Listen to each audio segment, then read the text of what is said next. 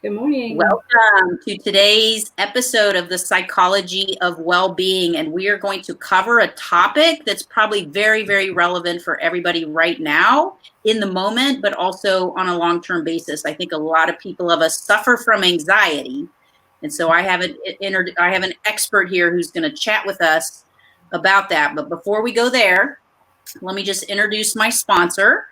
So this show is being brought to you by KhoSpace. They are a brand new concept. It's amazing for practitioners that hold licenses that need a great space to bring clients, but maybe you don't have a full book yet, so you can't afford your own place. You can book a room at KhoSpace.com. Check them out. It's amazing. Right now they're in South Florida, but they have huge plans to expand, so hopefully we'll be bringing a location to you. Now, let me introduce you to Alisha Singh. And Alisha, I had to put up your credentials here because we're going to go through these first.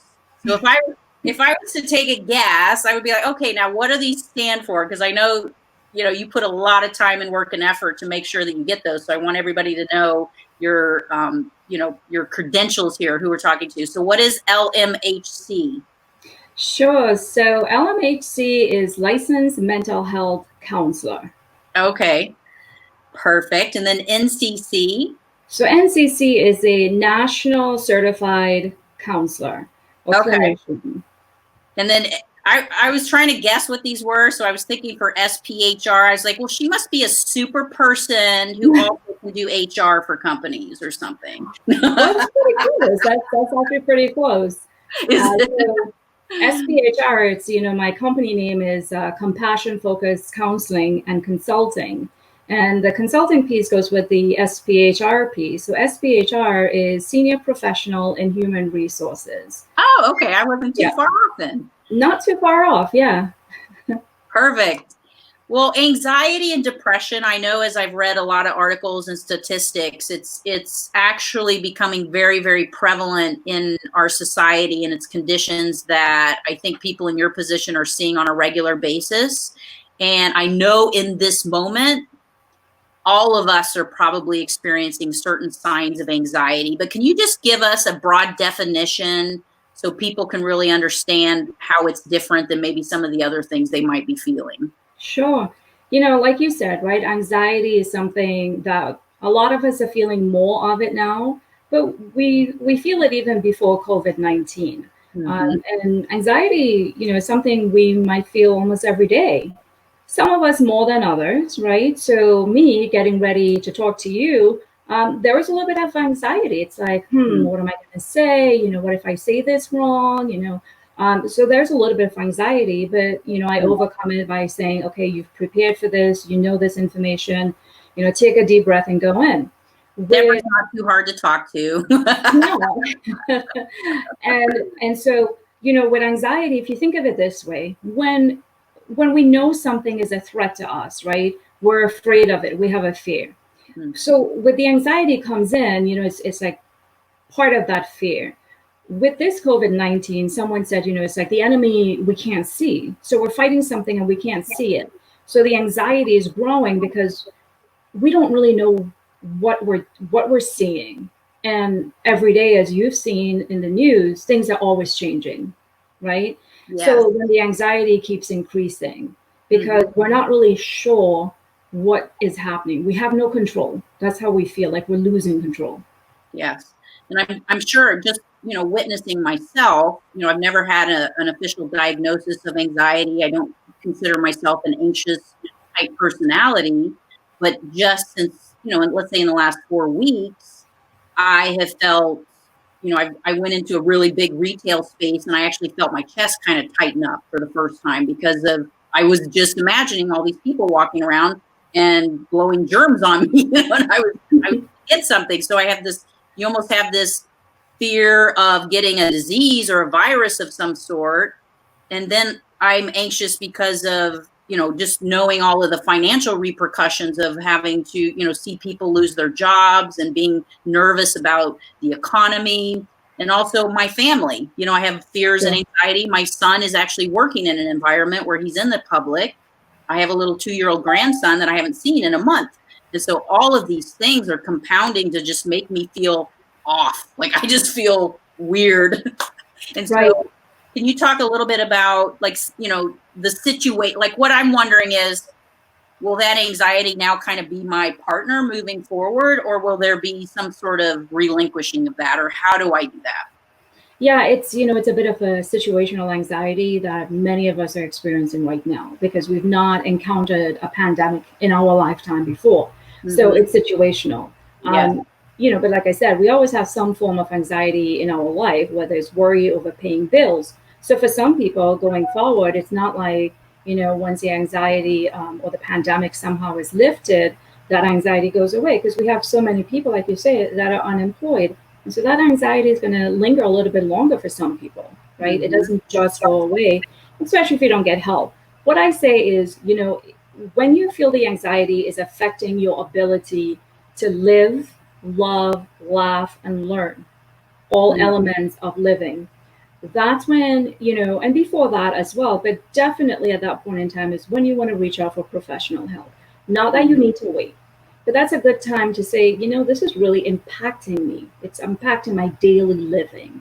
And everyone experiences anxiety differently. So like you said, you're not a typically anxious person, right?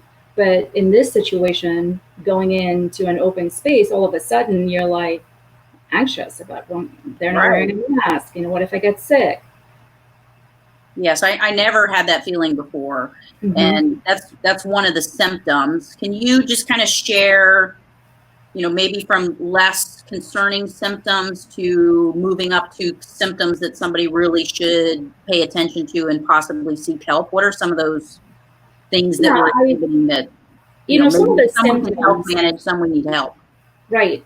I was, you know, some of the signs and symptoms of anxiety in general, you know, sleep disturbances. And we're even hearing a lot about that now. A lot of people are having a difficult time either falling asleep or staying asleep. You know, the continuous dreams. Exactly. Like I'm having really bizarre dreams. Exactly. And that's part of the worrying, right? The intake of too much during the daytime, and now your brain have to process everything you're taking in.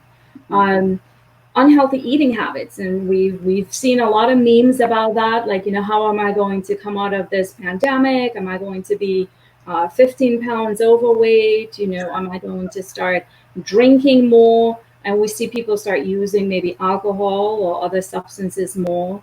Constant fatigue, the mental, it takes a toll on us mentally. Constant worrying, guilt. The guilt could be if someone you love, someone you know passed away from this, you know, survivor's guilt. Physical, headaches. A lot of people are reporting like constant headaches now. Yeah, I've had headaches. Or physical, you know, just like muscle pains all through the body. For children, if you think of children, the younger ones, they might return to some of their previous behaviors like bedwetting. The teenagers, you know, can become more irritable and acting out more, which, you know, for teenagers, we're always like, well, that's what they do anyways, but it's like an increase of it. So when you think of these things, right, you ask like, when should they get help? I always say the best time to see a counselor is anytime. But in this situation, again, if you see it's affecting the ability to live, right, to wake up in the morning, do your daily chores, brush your teeth, make your bed, clean your house, go for grocery shopping, getting dressed to go back to work or go to work, and you see that now it's really, really difficult. You want to isolate. You don't want to be with people. You don't want to go into work. You're calling out sick. Your stomach, a lot of stomach issues. That's the time I would say start thinking about going to see your doctor. Rule out anything medical. We always want to rule out anything underlying medical. And working with your doctor, a lot of times they will refer you to a mental health counselor. And for people that already have a predisposition to have anxious personalities, what's being triggered for them right now? Because I know people who have, you know, diagnosis of anxiety, and I worry about them now because, you know, I don't have that, but I'm feeling anxious. So what's happening with these people right now? You know, with my clients that I work with, one of the first things most therapists would do, especially your clients are coming in, they're going to have anxiety even before COVID, and so we always give them tools right away on how to work with their anxiety. So individuals who are working with counselors, I have to say they're probably in a better situation to deal with this anxiety. I know my clients, I check in on them all the time, and they're doing really well because they have the tools to use. Oh, that's good. For those who are not fortunate enough to get help or been with a counselor before this, it is increased for them, because this is excessive worrying. And now this is something, an additional thing they don't know, an additional thing they don't have control over. We have a lot of different helplines that are available to people to call in. We have, I believe it's NAMI has a toll-free number that people can call in. In Palm Beach County, we have 211. People can call in and talk to someone live. Okay, so let me put that up here on screen. So a number you can just dial? 211. 211. Okay. And, a lot of people who are experiencing this increased anxiety, but they're not working with a counselor, this is a good resource. And on my website, I have a list of different resources and links that you can click on. So we'll post that up for everyone. But there are definitely resources for people to help them through it. Okay. And I'll put your website up at the end too, so everybody can know where to go to find these resources at the end of our conversation. So, but if you're in a moment and you need help right now, there is a resource you can do, which is called 211. So that's really good. It's easy to remember, right? 211. Yes. Yeah. There are other numbers, but I say 211 because it's so easy to remember, and we'll have the other numbers posted on the websites. Some of the coping strategies, if we can probably take a look at some of those. Well, before we go there, let me ask you this about, because I think a lot of us are worried about our frontline teams, the police officers, the fire, people in the fire areas, hospitals, nurses, healthcare workers. Can you talk a little bit about what you think their paradigm is right now and their coping mechanisms? So I would say definitely the first responders, fire, EMS, police officers. I work closely with them. And these are individuals very well trained. They are well trained to work under extreme stressful conditions.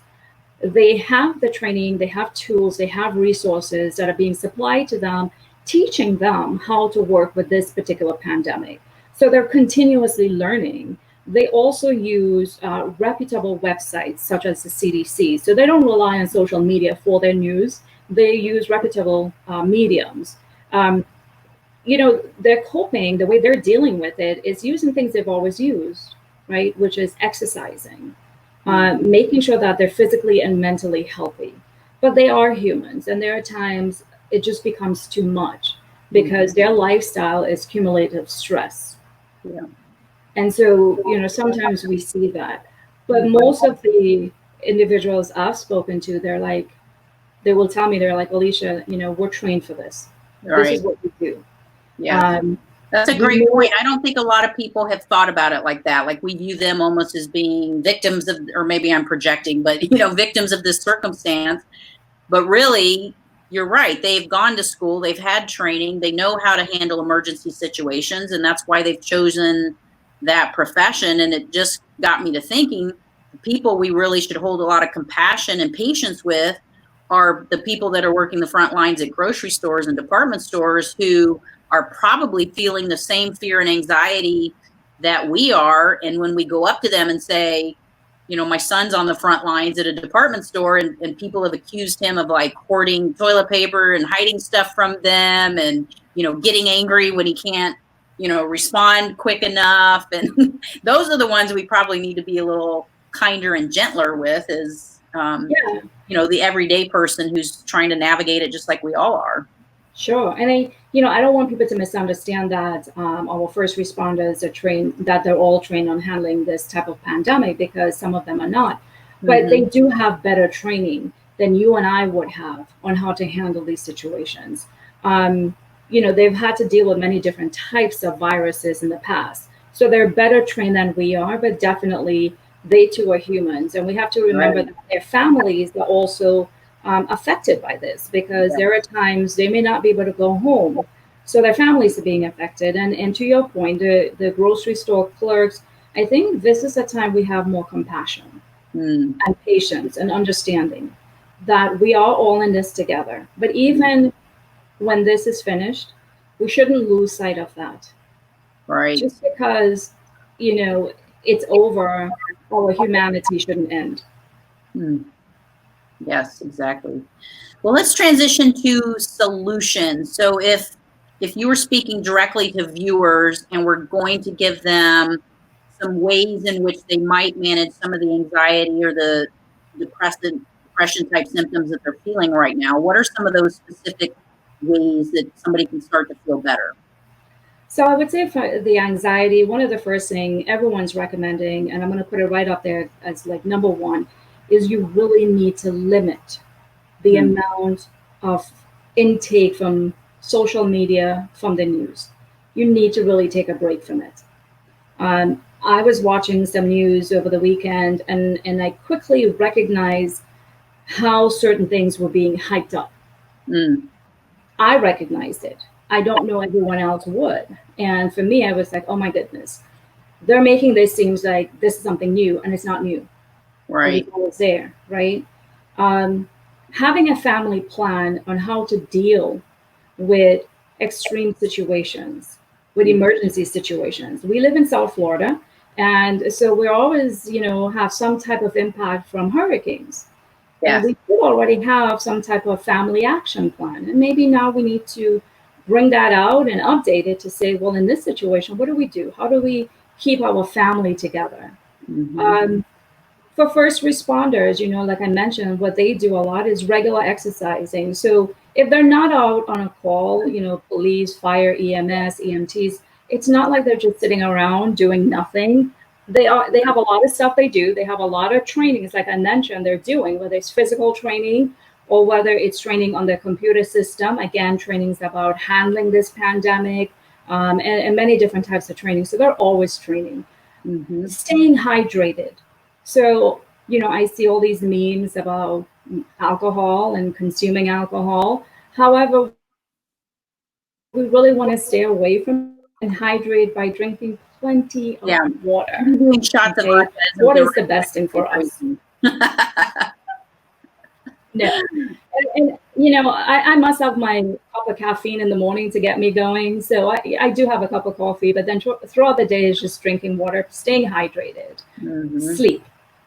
We talked about the sleep at the beginning, and a lot of researchers are seeing the impact of this increased anxiety on sleep. Sleep is really important. And some of the things I recommend for sleeping is having your room dark, no TV. And that's hard for a lot of people. They say, no, I have to have the TV on to go to sleep. Right. So, off during a show. Yeah. But, really it's recommended no TV in the room. Try to have everything, all electronic devices off at least an hour before sleep. And go into bed when you're really ready for sleep. Reading is good. Journaling. Journaling is a great way to alleviate anxiety. It could just be a few words, and it doesn't have to be written. Maybe you prefer drawing. You can draw. Maybe you are creative and you want to create a song or write lyrics. Go for it. So when I say journaling, I don't mean just writing in a book. It could be drawing. It could be creating music, creating, sewing. Some people are using their skills of sewing masks to release their anxiety, and it's also helpful for other people. So find creative ways, but just really, really pay attention to how much time you are spending sitting in front of the TV and on social media. So for those who have it a little deeper, so if we're taking care of our body and we're getting better sleep, those are going to alleviate some of the maybe more surface anxiety sort of challenges. But for those people who really have a fear and an insecurity of either the unknown or the future, how do you begin to work with somebody on those type things? Because that to me feels more mental and emotional. Well, the whole anxiety is mental, all of it, right? It's in our minds. So when we work with them, when we work with an individual, we really have to meet the clients where they're at. So it just really depends on what the client is presenting to you. That's how you're going to start working with them. But we do teach them all these different skills, including breathing skills. But the breathing skills is not as simple as take some deep breaths. There's specific ways that we teach our clients how to do deep breathing to relieve anxiety. For the lay person at home, it could be, I recommend blowing bubbles. As kids, you would have those little bubble wands and you would blow. And that's a good way to release anxiety. When you're blowing through those bubbles, you're taking those deep breaths, blowing it out. So as far as working with individuals who have maybe an anxiety disorder, it's just different. It depends on what they're bringing to the table, and we meet them where they're at. And what would you advise for somebody who maybe isn't having as many anxiety symptoms as maybe a family member or a partner? What's the best way that, let's say, I could support somebody I saw was pretty anxious about, getting sick or their finances, or, what's the best thing I could do to support? The best thing you can do for anyone at any time is just listen. Don't give advice, just listen. Because, it's one of the therapist's gifts. We listen. And as we're listening to you and you're telling us what you're afraid of, what you're worried about, there is this thing that happens. It clicks in the moment for that person and they come up with their own resolution. We do it with a combination of listening and asking appropriate open-ended questions. We don't give you advice. We don't resolve it for you. We help you figure it out. And that's really what you can do for your loved one, is just really listen to them. When we work with clients, we often will ask them, like sometimes I use pros and cons. So I may say, write down all your worry thoughts, and then we explore them to see on a scale of 1 to 10, how true is this? So there's different things we would work with clients, but at home, listening skills go a long way, and non-judgmental. Don't say something like, well, geez, Deb, you shouldn't feel like that. What are you worried about? You don't have to go to work. You're not dealing with customers in the front line. Why are you worried? Just listen to the person and validate them. I was going to say that totally invalidates somebody's feelings if you're projecting your own situation into why they should or should not be feeling that way. Exactly. And I don't think it's helpful to say, "Oh, don't worry about the future. Everything's going to be fine." Yeah, because about that. I don't think that helps. It doesn't. It's okay to worry, but we don't want it to become so excessive that, again, it impacts our live, love, laugh, and learn. Yes, that's perfect. And then so tell us a little bit about your practice. So if somebody wanted to work with you specifically, if they were feeling these symptoms of anxiety and wanted some help, what type of work do you do to support that condition? Sure. I work with ages 13 and up. And I work with a lot of clients with anxiety, depression, PTSD, relationship. I work a lot with first responders and individuals from the LGBTQ community. I do use a very eclectic approach, but all the therapy I use are evidence-based. So what does that mean? Cognitive behavior therapy is something most people know or they've heard the term, right? CBT. So I do use CBT, which is challenging the way we think about things, right? The way I think is going to impact, my behaviors. And then that's going to impact the results I get. So that's usually what my go-to is that CBT. Let's take a look at how you're thinking about something. And then let's look at the behaviors, the things you're doing because of the way you think. And then let's look at the results you're getting. And now let's change that. And then I also incorporate some EMDR processes in my field. So I use that a lot with frontline workers to help them, right away get a sense of relief. So there's different things. I meet my clients where they're at. I have clients who love to use essential oils, but they really are not very educated on how to use it or when to use certain oils. I am a certified essential oils coach. So I'll bring up my book and I'll say, all right, well, let's take a look at this. Let's see what you have and let's come up with a plan on how you're going to use it. And you said you have a whole list of resources on your website that people can access. So I'm going to put that up here real quick. The website is compassionfocusedcounseling.com. Is there a tab that says resources or anything like that people need to be aware of? Yes, you'll see the tab for resources. There'll be links to the CDC, which is what I really recommend everyone, if you really want up-to-date information, accurate information, just go to the CDC website. For individuals, for employment purposes, there's so many different packages coming out, and I don't even understand all of them and the ins and outs. You always have to go back to the laws and read it. I would recommend going to the Department of Labor. So when employees, even people who are out of a job and they're wanting to know more about, does the stimulus package help me? How does it help me? Go to Department of Labor. Don't listen to your friend. Right. Don't go on Facebook and read that one inflammatory article. Just go to Department of Labor. And I mean, take it from me. I'm in HR, and when I read it, I'm like, oh my goodness, what is it saying? Right. We have to get involved with legal so we understand it. So trust me, the lay person is not going to just figure this out, right? And then I do have links to for the firefighters and for the police officers. I have links to the IAFF and I think it's called the law enforcement officers have a link there as well. For our LGBTQ community, I link them to Compass Community Center, which is in Palm Beach County, and they do fabulous work. They also provide counseling to members of the LGBTQ community. And even though they're closed, they can still be reached by phone. Okay, perfect. Yes. So I want to thank you, Alisha, for joining us and sharing your expertise on a topic that's really, really important right now as we all try to move through what's happening in the world and what the future is going to look like. So I'm sure as a world, the level of anxiety has gone up as all of us try to figure out how to move through that. So thank you so much for joining us today and sharing your knowledge. Thank you, Deb, for having me. And just remember, the quick 211 to get some help right away. Exactly. Yes. So thank you guys for joining us for this episode of the Psychology of Wellbeing. Here at Well World TV, you can work with me personally. I will help you develop a show concept, create it, and get your message out there. So if you're passionate about sharing something of interest that's inspirational and educational, please feel free to reach out to me directly. And also you can find us on social media, Facebook and YouTube. We are at Well World TV. It's very simple. Find us and we will see you next time. Take care. Bye, everyone.